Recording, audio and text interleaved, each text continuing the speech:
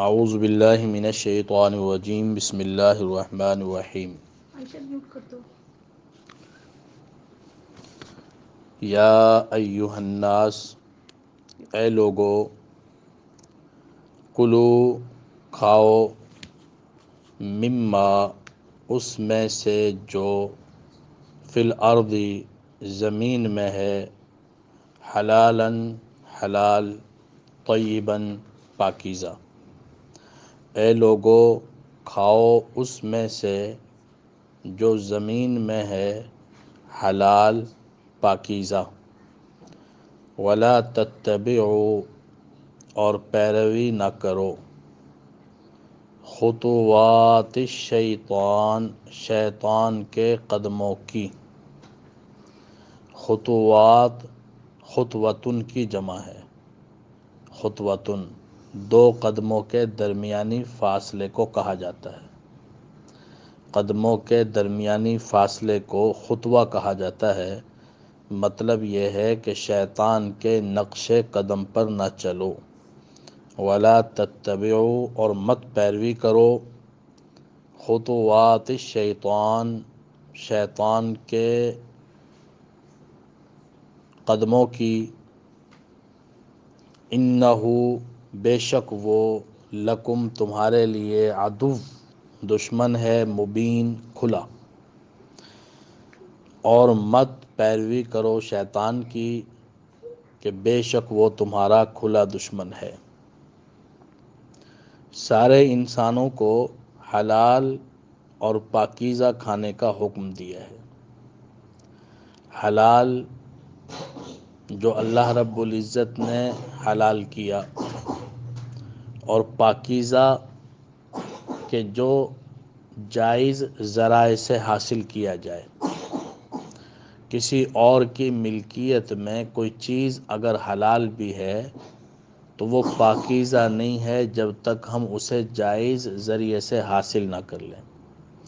مثال کے طور پر کسی اور کی ملکیت کا بکرا، اب وہ حلال تو ہے، بکرا ہے تو حلال ہے، لیکن ہمارے لیے طیب نہیں ہے، پاکیزہ نہیں ہے۔ جب ہم اسے خرید لیں گے یا وہ ہمیں گفٹ کر دے تب ہم اس کے مالک بنیں گے، تب وہ ہمارے لیے پاکیزہ بنے گا۔ تو دو شرائط ہیں۔ نمبر ایک، چیز بذات خود حلال ہونی چاہیے۔ دوسری، پاکیزہ ہونی چاہیے کہ جائز ذریعے سے اسے حاصل کیا گیا ہو۔ رزق حلال کا استعمال انسان کو مستجاب الدعوات بنا دیتا ہے۔ نبی کریم صلی اللہ علیہ وسلم سے ایک صحابی نے عرض کیا کہ اللہ کے نبی، میں چاہتا ہوں کہ مستجاب الدعوات بن جاؤں۔ مستجاب الدعوات اس کو کہتے ہیں جس کی ہر دعا قبول ہوتی ہے۔ جو بھی اللہ رب العزت سے مانگے تو وہ قبول ہوتا ہے۔ حضور صلی اللہ علیہ وسلم نے اسے ایک ہی بات ارشاد فرمائی کہ رزق حلال کھاؤ، تم مستجاب الدعوات بن جاؤ گے۔ تو رزق حلال، اس کا بہت بڑا اثر ہے انسان کی زندگی میں، انسان کے اعمال میں۔ حجاج بن یوسف جب گورنر بنا تو اس نے اپنے علاقے کے تمام بزرگوں کو جمع کیا اور ان کی شاندار دعوت کی۔ وہ تمام بزرگ جمع کیے کہ جن کی بد دعا حکمرانوں کو برباد کر دیتی تھی، ان کو اس نے کھانا کھلایا، اور کھانا کھلانے کے بعد ان سے کہا کہ اب تم میرے خلاف جتنی بھی بد دعائیں کرو گے تمہاری بد دعا قبول نہیں ہوگی، کیونکہ میں نے تم کو رزق حرام کھلایا ہے۔ انہوں نے جان بوجھ کر نہیں کھایا تھا، غلطی سے کھایا، لیکن رزق حلال اور حرام، وہ چاہے جان بوجھ کر کھایا جائے چاہے غلطی سے کھایا جائے، اس کا اتنا اثر ہے کہ انسان نادانستہ طور پر بھی استعمال کرے تو اس کا اثر پڑتا ہے۔ آج کے زمانے میں اسی لیے بہت سارے مسائل ہیں کہ دانستہ طور پر تو مسلمان حرام سے بچتا ہے، لیکن بعض مرتبہ نہ جاننے کی وجہ سے، لا علمی کی وجہ سے اس کے اندر کچھ حرام کی آمیزش ہو جاتی ہے۔ گولی جان بوجھ کر ماری جائے یا غلطی سے ماری جائے، بہرحال انسان مرتا ہے۔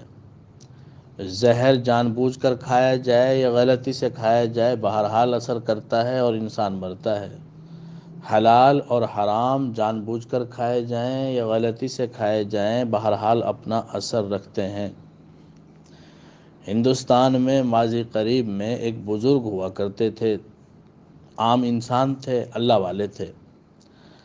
تو وہ کچھ عرصے بعد تقریباً اپنے علاقے کے تمام علماء کرام کی دعوت کرتے تھے اور کھانے میں صرف دال بناتے تھے۔ اس بیچارے کی حیثیت اتنی ہی تھی، وہ گھاس پھوس کاٹتے تھے اور جنگل میں جا کے، وہ شہر میں جا کے فروخت کر دیتے تھے۔ تو اس سے اتنی ہی آمدنی ہوتی تھی کہ کچھ عرصے بعد دال کی وہ دعوت کر دیا کرتے تھے۔ بزرگ کہتے ہیں، علماء کرام کہتے ہیں کہ اس کی دعوت کا ہمیں اتنی شدت سے انتظار ہوتا تھا کہ جیسے کوئی انتہائی پرتکلف دعوت کا انتظار ہوتا ہے۔ کیوں کہ جب وہ ہم کھانا کھاتے تھے، وہ اتنا رزق حلال ہوتا تھا کہ کئی مہینے تک تہجد میں، تلاوت میں، نمازوں میں، روزے میں ایک خاص قسم کی لذت حاصل ہوتی تھی۔ اعمال کی توفیق کو بڑا دخل ہے رزق حلال کے ساتھ۔ امام احمد بن حنبل رحمہ اللہ امام شافعی رحمہ اللہ کے شاگرد ہیں، دونوں بڑے بزرگوں میں سے ہیں، بڑے اولیاء کرام ہیں اور بڑے فقہاء میں سے ہیں۔ امت کے جو برگزیدہ ترین لوگ ہیں ان میں سے ایک امام احمد بن حنبل بھی ہیں۔ وہ امام شافعی رحمہ اللہ کے ہاں مہمان بن گئے۔ امام شافعی رحمہ اللہ نے اپنے شاگرد کا بڑا شاندار استقبال کیا، بہت بڑا نام تھا، اور یہ اس زمانے کی بات ہے کہ جب امام احمد بن حنبل وہ خلق قرآن کے مسئلے سے اللہ کی توفیق سے، خیر و عافیت سے نکل آئے تھے، اور بادشاہ نے بڑا ظلم کیا تھا، کوڑے مارے تھے، اور کہتا تھا کہ تم کہو کہ قرآن مخلوق ہے، اور یہ کہتے تھے کہ قرآن مخلوق نہیں ہے، قرآن اللہ کا کلام ہے اور مخلوق نہیں ہے۔ بادشاہ یہ چاہتا تھا، معتزلی تھا، تو یہ چاہتا تھا کہ یہ بات مان لیں کہ قرآن مخلوق ہے۔ امام احمد بن حنبل امام بخاری کے استادوں میں سے ہیں۔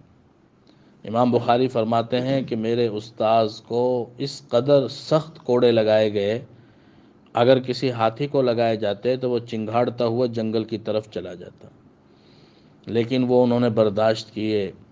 پھر نبی کریم صلی اللہ علیہ وسلم کی زیارت ہوئی امام شافعی رحمہ اللہ کو، امام احمد بن حنبل رحمہ اللہ کے حوالے سے۔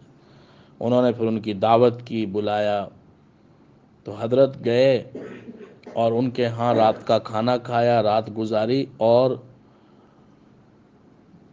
حضرت امام شافعی رحمہ اللہ کے ہاں قیام کیا۔ امام شافعی رحمہ اللہ نے دیکھا کہ امام احمد بن حنبل نے رات کو بہت زیادہ کھانا کھایا، بہت زیادہ کھانا کھایا۔ عام طور پر اللہ والے اتنا کھانا نہیں کھاتے، تو امام شافعی رحمہ اللہ کو یہ بات کسی قدر ناگوار گزری کہ امام احمد بن حنبل نے یہ کیا کہ اتنا زیادہ کھانا کھایا، اللہ والوں کی شان کے موافق نہیں ہے۔ پھر رات کو پانی رکھوا دیا کہ صبح تہجد کے لیے اٹھیں گے تو وضو کر لیں گے۔ دیکھا تو وہ پانی بھی رات اسی طرح رکھا ہوا تھا، گویا کہ تہجد کے لیے بھی نہیں اٹھے، اور اسی طرح فجر کی نماز کے لیے اٹھ کر چلے گئے۔ تو صبح کے بعد، فجر کے بعد امام شافعی رحمہ اللہ نے پوچھا کہ بھئی تم میرے شاگرد ہو اور تمہاری اصلاح کرنا میری ذمہ داری ہے، رات تم میرے پاس رہے، تم میرے مہمان تھے، اور ایک اللہ والے کو جس انداز سے کھانا کھانا چاہیے تم نے اس کے ہٹ کر کھانا کھایا، اور پھر تم نے تہجد بھی نہیں پڑھی، ساری رات سوئے رہے، پانی بھی اسی طرح رکھا ہوا ملا صبح بچیوں کو۔ انہوں نے اپنی بیٹی سے کہا تھا کہ پانی رکھ دینا، بیٹی نے بتایا کہ پانی تو اسی طرح رکھا ہوا ہے، آپ تو بڑی تعریفیں کرتے تھے اپنے شاگرد کی، اتنے بڑے انسان ہیں، ایسے فقیہ ہیں، اور ہم نے تو کوئی خاص بات نہیں دیکھی، اکیلا آدمی کھانا بھی اتنا زیادہ کھا گیا اور تہجد بھی نہیں پڑھی۔ تو مقصد کھانے سے نہیں تھا، اللہ والوں کے دل بڑے وسیع ہوتے ہیں، مطلب تو اعتراض تو اس چیز پر تھا کہ عام طور پر اللہ والے اپنی خوراک کا خیال رکھتے ہیں، وہ بہت زیادہ پیٹ نہیں بھرتے، اور اس زمانے میں تو بالکل کم کھانے کا معمول تھا۔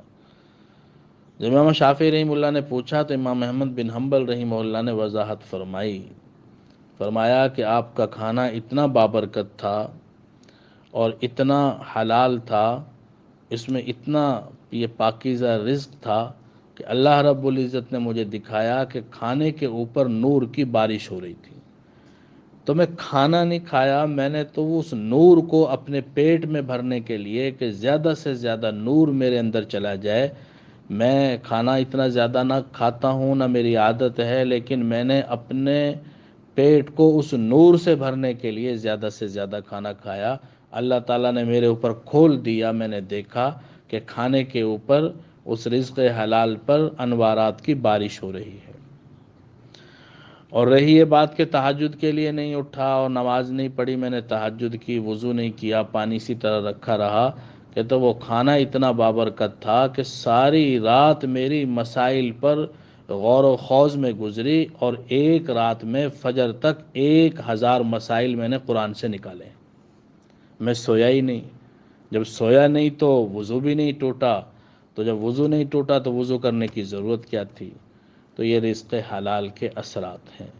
یا ایہا الناس، اے لوگو، کلو کھاؤ، مما اس میں سے جو فی الارضی زمین میں ہے، حلالن پاکیزہ، حلال طیباً پاکیزہ۔ معلوم ہوا کہ اسلام ایسا مذہب نہیں ہے کہ جو کھانے کی مخالفت کرتا ہو۔ اللہ تعالیٰ خود حکم فرما رہے ہیں کہ کھاؤ، لیکن رزق حلال کھاؤ اور پاکیزہ کھاؤ۔ ولا تتبعوا، اور مت پیروی کرو، خطوات الشیطان، شیطان کے قدموں کی، انہ لکم عدو مبین، بے شک وہ تمہارا کھلا دشمن ہے۔ شیطان جب کھلا دشمن ہے تو وہ برائی کی طرف ہی لے کر جائے گا، اگر اس سے کوئی اچھائی بھی سرزد ہوتی نظر آتی ہے، بظاہر اگر ایسا لگتا بھی ہو، تو وہ بھی برائی کے راستے پر لے جانے کے لیے ہوتی ہے۔ اور یاد رکھیں،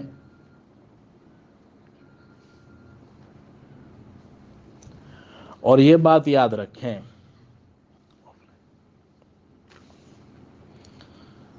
کہ شیطان کبھی بھی اپنے اصلی روپ میں نہیں آتا۔ شیطان ہمیشہ انسان کے پاس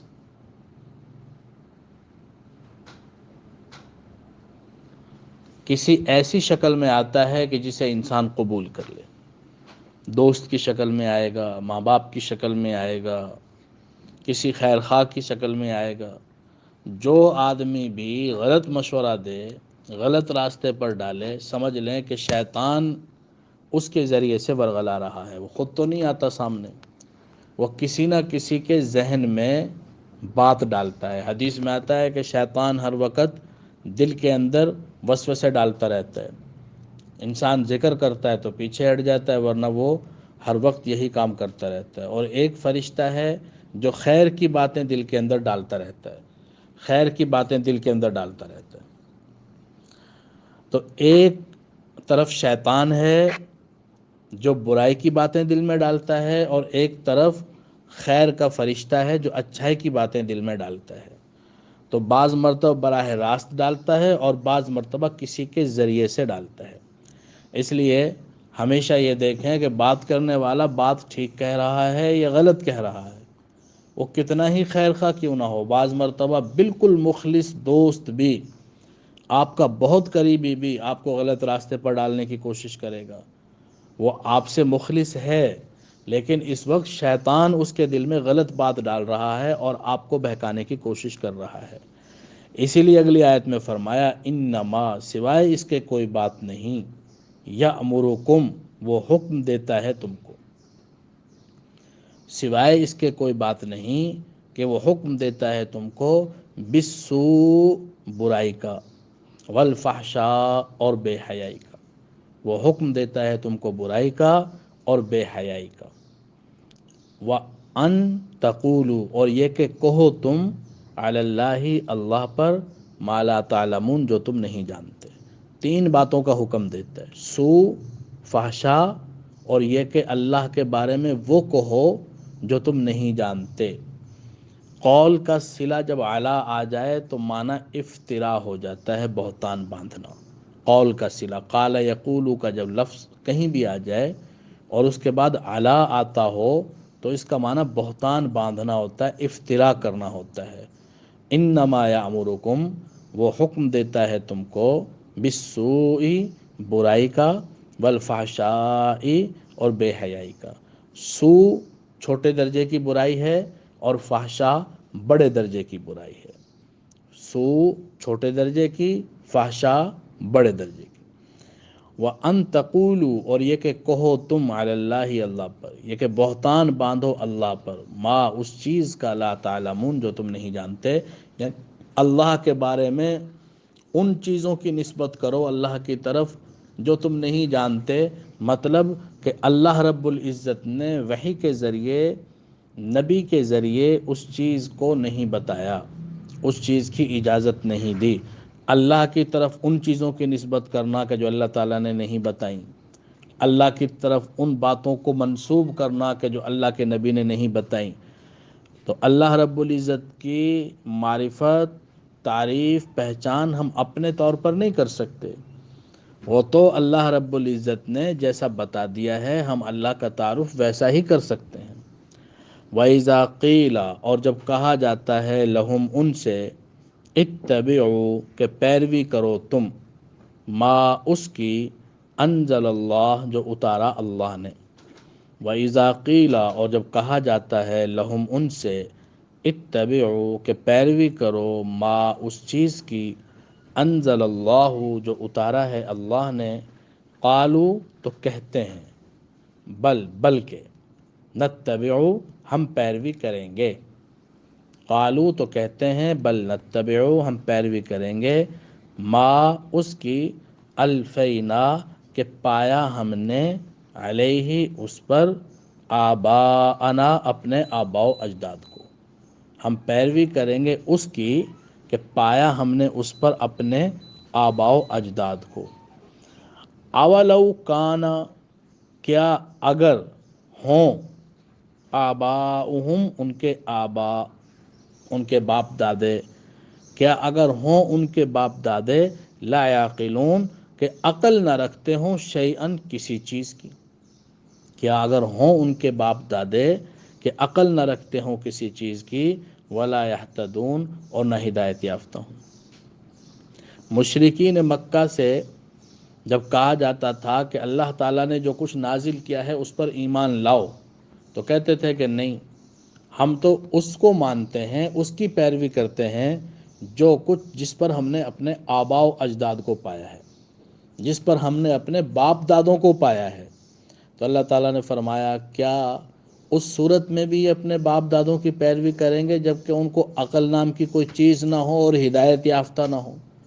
بھئی اگر آباء و اجداد ہدایت یافتہ ہیں، عقل مند ہیں، اللہ کے دین کے مطابق انہوں نے زندگی گزاری، نبیوں کے طریقے پر زندگی گزاری، تو ٹھیک ہے۔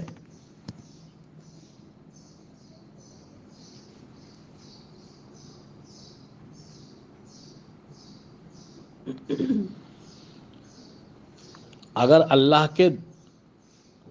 اللہ کے دین کے مطابق زندگی گزاری آباء و اجداد نے اور وہ ہدایت یافتہ تھے تو آباء و اجداد کی پیروی کرنی چاہیے، بہت اچھی بات ہے۔ لیکن اگر آباء و اجداد ہدایت یافتہ ہی نہ ہوں اور دینی عقل نام کی کوئی چیز ان میں نہ ہو تو پھر ان کی پیروی کیسے بنتی ہے؟ اگر لوگ نیک ہوں، راہ راست پر ہوں، انہوں نے اچھے کام کیے ہوں تو ان کے طور طریقے اختیار کرنے چاہیے جو شریعت کے مطابق ہیں، اللہ کے دین کے مطابق ہیں۔ وَإِذَا قِيلَ لَهُمْ اور جب کہا جاتا ہے ان سے، اتبعوا کہ پیروی کرو، ما انزل اللہ اس کی جو اللہ نے اتارا، قالو کہتے ہیں بل نتبعو بلکہ ہم تو پیروی کرتے ہیں یا کریں گے ما اس کی الفینا کے پایا ہم نے علیہ اس پر آباءنا اپنے آباء و اجداد کو. اولو کانا کیا اگر ہوں آباؤہم ان کے آباء و اجداد لا یعقلون عقل نہ رکھتے ہوں شیئا کچھ بھی ولا یہتدون اور نہ وہ ہدایت یافتہ ہوں. ومثل الذین اور ان لوگوں کی مثال کفروا جنہوں نے کفر کیا. ومثل الذین اور مثال ان لوگوں کی کفروا جنہوں نے کفر کیا کمثل الذی اس شخص کی سی مثال ہے. کمثل الذی اس شخص کی سی مثال ہے ینعق جو چلاتا ہے بما اس کو لا یسمع جو نہیں سنتا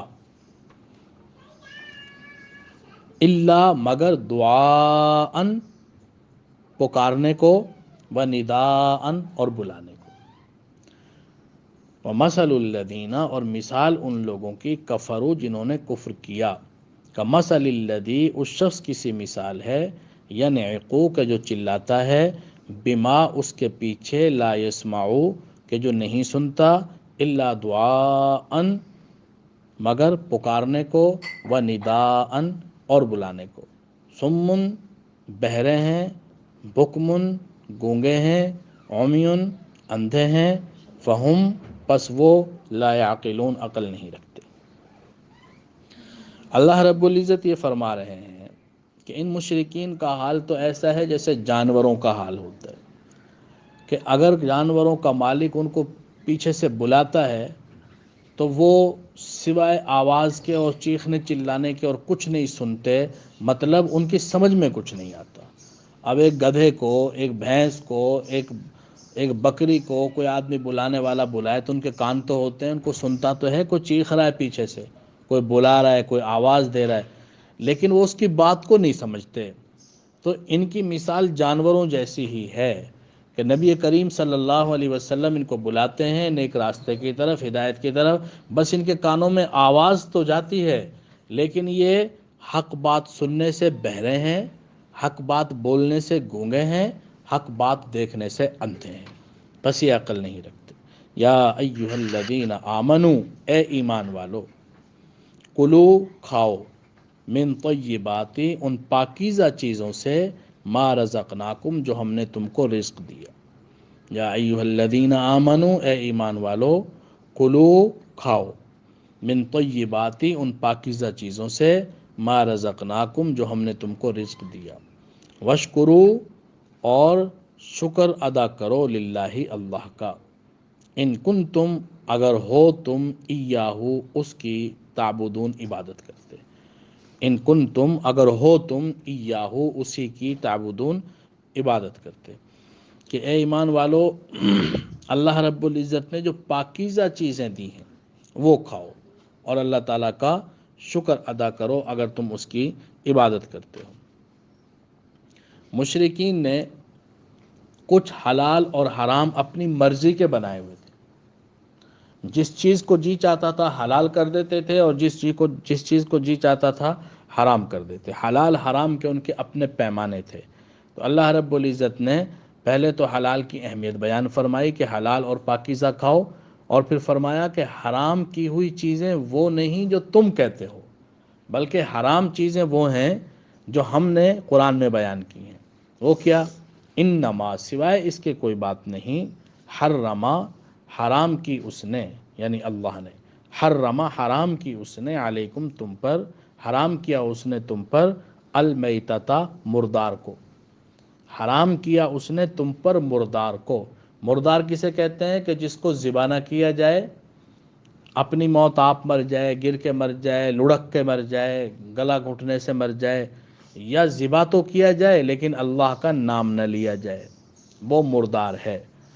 انما سوائے اس کے کوئی بات نہیں، حرما کہ حرام کیا ہے اس نے، علیکم تم پر، المیتۃ مردار کو، والدم اور خون کو، ولحم الخنزیر اور خنزیر کے گوشت کو، وما اہلا وما اور وہ اہلا کہ نام لیا جائے بھی اس پر لغیر اللہ غیر اللہ کا، کہ نامزد کر دیا جائے اس کو غیر اللہ کے لیے۔ وما، اور وہ اہلا کے احلال کا معنی ہوتا ہے زور سے آواز لگانا۔ ہلال، چاند کو ہلال کہتے ہیں اسی لیے کہ اس کو دیکھ کے آواز جب بھی نکلتا ہے وہ چاند نظر آیا، وہ چاند نظر آیا، اسی لیے اس کو ہلال کہتے ہیں کہ اس کو دیکھ کے ہر کوئی چیخ مارتا ہے۔ وما اہلا، اور وہ کہ خاص کر دیا جائے، نامزد کر دیا جائے بھی اس کو لغیر اللہ، غیر اللہ کے لیے۔ بہت سے لوگ جانوروں کو غیر اللہ کے لیے وقف کر دیتے ہیں۔ ایک ہوتا ہے کسی کے ایصال ثواب کے لیے کرنا، مثال کے طور پہ کوئی یہ کہتا ہے کہ یہ بکرا ہم فلاں کے لیے ذبح کریں گے، یعنی اس کے ایصال ثواب کے لیے۔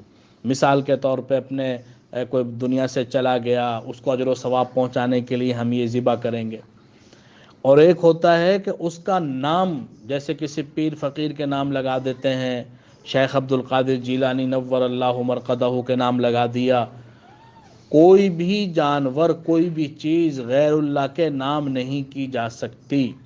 اس کو اجر و ثواب پہنچانے کے لیے اللہ کے نام پر ذبح کرنا ایک الگ معاملہ ہے، وہ ٹھیک ہے، لیکن کسی غیر اللہ کے لیے وقف کر دینا، جیسے اللہ کے لیے کوئی چیز وقف کی جاتی ہے، ناجائز اور حرام ہے۔ اللہ تعالیٰ نے اسے حرام کیا ہے۔ مشرکین مکہ ایسا کیا کرتے تھے، بدقسمتی سے آج کے زمانے میں مسلمان بھی کرتے ہیں۔ یہ فلاں بزرگ کے نام کا جانور ہے، فلاں بزرگ کے نام کا جانور ہے، ایسے جانور کو اللہ کا نام لے کر بھی ذبح کیا جائے گا تو وہ مردار ہی ہوگا، وہ جائز نہیں ہوگا جس کو غیر اللہ کے لیے وقف کر دیا جائے۔ یاد رکھیں، ایک ہے غیر اللہ کے لیے وقف کر دینا، جیسے اللہ کے لیے کوئی چیز خاص کی جاتی ہے اللہ کا قرب حاصل کرنے کے لیے، یہ ناجائز اور حرام ہے۔ کسی کو ایصال ثواب پہنچانے کے لیے اللہ کے لیے چیز ذبح کی جاتی ہے، لیکن ثواب کسی اپنے عزیز کو پہنچایا جاتا ہے، وہ جائز ہے۔ فمن اضطر، پھر جو مجبور کر دیا جائے، غیر باغن، کہ بغاوت کرنے والا نہ ہو، ولا عادن، اور حد سے بڑھنے والا نہ ہو۔ یہ چیزیں حرام ہیں، لیکن اگر کوئی آدمی مجبور ہو جائے، بھوک سے مرنے لگے، تو ایسی حالت میں مردار کھانا، حرام کھانا، شراب حرام ہے، لیکن اس کو پینا جائز ہو جائے گا دو شرائط کے ساتھ۔ غیر باغن، بغاوت کرنے والا نہ ہو، یعنی بغیر مجبوری کے نہ کرے، بغاوت نہ کرے، نافرمانی کی نیت سے نہ کرے، مجبوری کے تحت کرے۔ ولا عادن، اور حد سے بڑھنے والا نہ ہو، اگر 2 لقمے سے جان بچتی ہے تو 2 لقمہ کھائے، 2 گھونٹ سے جان بچتی ہے تو 2 گھونٹ پیے، حد سے تجاوز نہ کرے۔ فلا اسم، پس کوئی گناہ نہیں علیہ، اس پر جو مجبور کر دیا جائے اور وہ بغاوت کرنے والا نہ ہو اور حد سے بڑھنے والا نہ ہو، فلا اسم علیہ، اس پر کوئی گناہ نہیں۔ لیکن جب حالت اضطراری ہو، آدمی مرنے والا ہو، تو بعض مرتبہ فیصلہ نہیں ہوتا کہ 2 لقمے سے میری جان بچے گی کہ 6 سے بچے گی، 2 گھونٹ پینے سے بچے گی کہ 4 گھونٹ، تو ایسی صورت میں اللہ تعالیٰ نے فرمایا ان اللہ، بے شک اللہ، غفور الرحیم، بخشنے والا، رحم کرنے والا ہے۔ کہ غلطی سے بہرحال ہو جائے تو اس کی معافی ہے، بغاوت کرنے والا اور حد سے بڑھنے والا نہ ہو۔ ان الذین، بے شک وہ لوگ، یکتمون، جو چھپاتے ہیں، ما، اس چیز کو، انزل اللہ، جو اتاری اللہ نے، من الکتابی، کتاب میں، وہ لوگ، بے شک وہ لوگ، یکتمون، جو چھپاتے ہیں، ما، جو انزل اللہ، اتاری اللہ نے، من الکتابی، کتاب، من بیانیہ ہے، بیان کر دیا اس نے کہ ما سے مراد کیا ہے۔ اللہ رب العزت نے جو کتاب اتاری اس کو چھپاتے ہیں، اس کے احکام کو چھپاتے ہیں۔ وَيَشْتَرُونَ، اور خریدتے ہیں، بھی، اس کے ذریعے، ثمناً قلیلا، کم قیمت، ثمن قیمت، قلیلا تھوڑی۔ اس کا مطلب یہ نہیں ہے کہ زیادہ قیمت کے بدلے اگر ایسا کیا تو جائز ہے۔ ساری کائنات قرآن کے ایک حکم کے مقابلے میں ثمن قلیل ہے۔ صرف قرآن ہی نہیں، ساری کتابیں مراد ہے، تورات، انجیل، زبور، جو بھی اللہ تعالیٰ نے کتابیں نازل فرمائیں اور ان کے احکام کو کسی نے بیچا ثمن قلیل کے بدلے میں، تو اس کے لیے یہی وعید ہے۔ اور اللہ کے ایک حکم کے مقابلے میں ساری کائنات ثمن قلیل ہے۔ ان الذین، بے شک وہ لوگ، یکتمون جو چھپاتے ہیں، ما اس کو، انزل اللہ جو اتاری اللہ نے، من الکتابی کتاب، ویشترون اور خریدتے ہیں بھی اس کے ذریعے، حاصل کرتے ہیں اس کے ذریعے، ثمنا قلیلا کم قیمت۔ اولئک یہی لوگ ہیں، ما یاکلون نہیں کھاتے وہ، فی بطونہم اپنے پیٹوں میں، بطن کی جمع بطون پیٹ، اولئک یہی لوگ ہیں، ما یاکلون نہیں کھاتے، فی بطونہم اپنے پیٹوں میں، الا النار مگر آگ۔ یہ جو حرام ذرائع سے مال حاصل کر رہے ہیں، یہ اپنے پیٹوں میں آگ بھر رہے ہیں۔ ولا یکلمہم اللہ اور کلام نہیں کرے گا ان سے اللہ، یوم القیامہ قیامت کے دن۔ اللہ تعالیٰ کلام تو کرے گا لیکن رحمت کا کلام نہیں کرے گا، غضب کا کلام۔ اللہ تعالیٰ جہنمیوں سے کہے گا کہ ان کے اوپر غضب نازل کرے گا اللہ تعالیٰ۔ تو جہاں کہیں یہ آتا ہے کہ اللہ ان سے کلام نہیں کرے گا، مطلب محبت و شفقت کا کلام نہیں کرے گا۔ ولا یکلمہم اللہ اور کلام نہیں کرے گا ان سے اللہ، یوم القیامہ قیامت کے دن۔ ولا یزکیہم اور نہ ان کا تزکیہ کرے گا، ان کو پاک بھی نہیں کرے گا۔ وَلَهُمْ عَذَابٌ علیم اور ان کے لیے دردناک عذاب ہے۔ اولئک یہی لوگ ہیں، الذین وہ، اشتروا الضلالہ جنہوں نے خرید لیا گمراہی کو۔ اولئک الذین یہی وہ لوگ ہیں، اشتروا الضلالۃ جنہوں نے خرید لیا گمراہی کو، بالہدی ہدایت کے بدلے۔ دنیا میں انہوں نے سودا کیا کہ ہدایت کے بدلے گمراہی کو خرید لیا، والعذاب اور عذاب کو، بالمغفرہ مغفرت کے بدلے۔ جب دنیا میں ہدایت کے بدلے گمراہی کو لیا تو آخرت میں مغفرت کے بدلے عذاب ملے گا، والعذاب اور عذاب کو، بالمغفرہ مغفرت کے بدلے۔ فما اصبرہم پس کس قدر صبر کرنے والے ہیں، علی النار آگ پر۔ یہ ما تعجب کا ہے کہ کتنے صبر کرنے والے ہیں آگ پر، تعجب کیا جا رہا ہے ان کی اس دیدہ دلیری پر۔ ذالک یہ سزائیں کہ اللہ ان سے کلام نہیں کرے گا اور ان کو پاک نہیں کرے گا اور ان کے لیے دردناک عذاب ہے، یہ سزائیں۔ ذالک یہ سزائیں، بِأَنَّ اس سبب سے ہیں، با سببیہ ہے۔ ذالک یہ سزائیں، بِأَنَّ اس سبب سے ہیں کہ بے شک اللہ نے، نزلہ نازل کی، الکتابہ کتاب، بالحق کی حق کے ساتھ۔ اللہ نے نازل کی کتاب حق کے ساتھ۔ وَإِنَّ الَّذِينَ اور بے شک وہ لوگ، اختلفوا جنہوں نے اختلاف کیا، فی الکتابی کتاب میں، لفی شقاق بعید دور کی مخالفت میں پڑے ہوئے ہیں۔